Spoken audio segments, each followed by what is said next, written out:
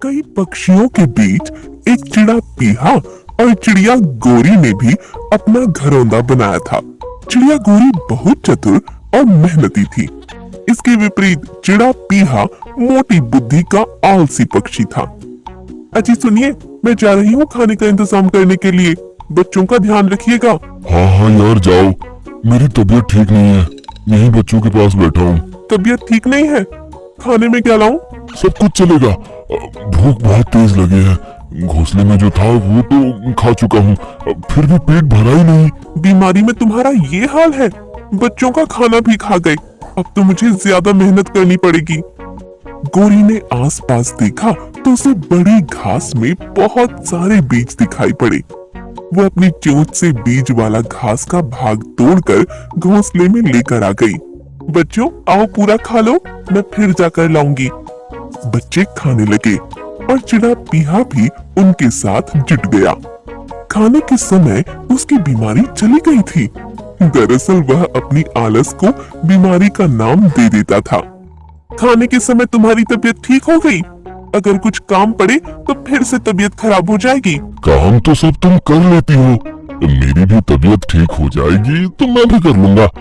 अभी तो कुछ काम नहीं है। अरे बरसात आने वाली है, अपने घोंसले की दुरुस्ती करनी है। उसके लिए मजबूत तिनके पहाड़ी के उस पार से लाने हैं। तुम्हें चलना होगा।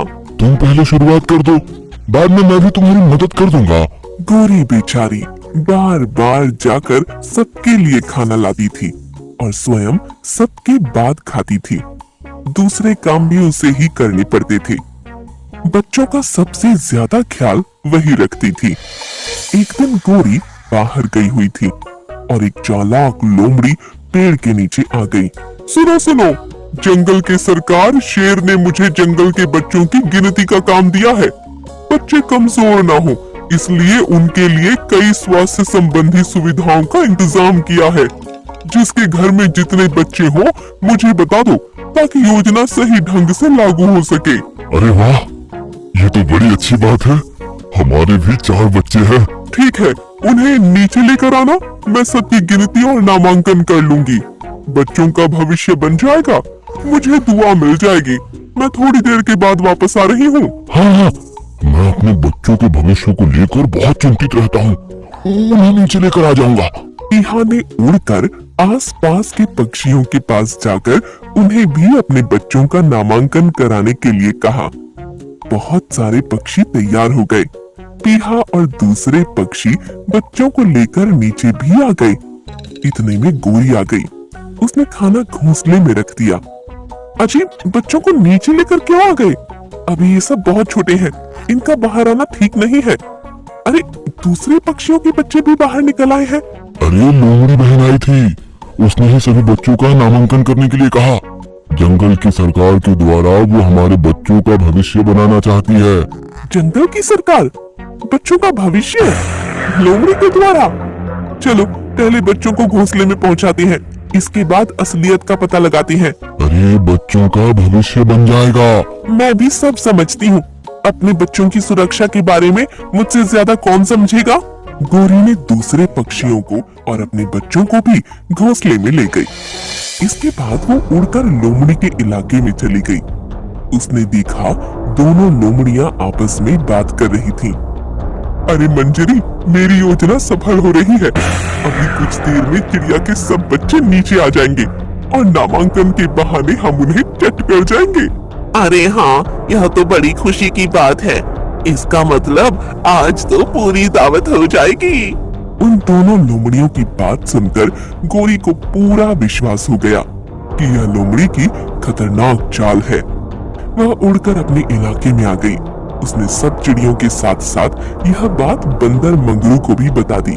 उस लोमड़ी की ये मजाल, अभी जाता हूँ और उसकी पूंछ पकड़कर उसे पटकता हूँ। नहीं नहीं, ऐसा मत करो भाई, मैंने भी एक योजना बनाई है। मुझे भी बताओ बहना, अब हमको क्या करना है? वह सामने झोपड़ी देख रहे हो, उसके अंदर ही लोमड़ी को ले जाना है और फिर इसके बाद जेल की सजा सुनानी है। समझ गया समझ गया। कुछ ही देर में दोनों लोमड़ियां आ गईं। आइए आइए सरकार, आपकी योजना हम सबको है स्वीकार। आपकी आज्ञा के अनुसार हमने सभी बच्चों को सामने वाली झोपड़ी में इकट्ठा किया है। आप चलिए सबका नामांकन कीजिए और उनका भविष्य संवारिए। यह तो आप लोगों ने बड़ी बुद्धिमानी का काम किया है, हमारा काम आसान कर दिया है। लोमड़ी बहन समझ लो बहुत ही आसान कर दिया है।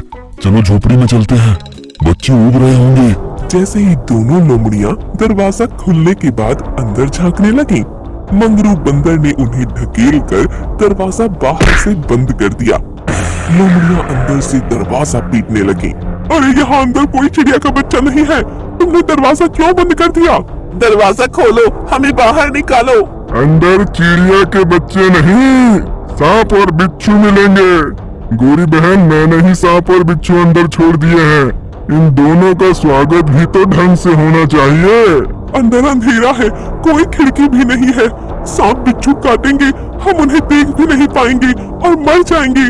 तुम हमारे बच्चों की जान लेना चाहती थी, अब अपनी जान की परवाह करो। तुम्हारे लिए यही सजा है, अब यही मरो।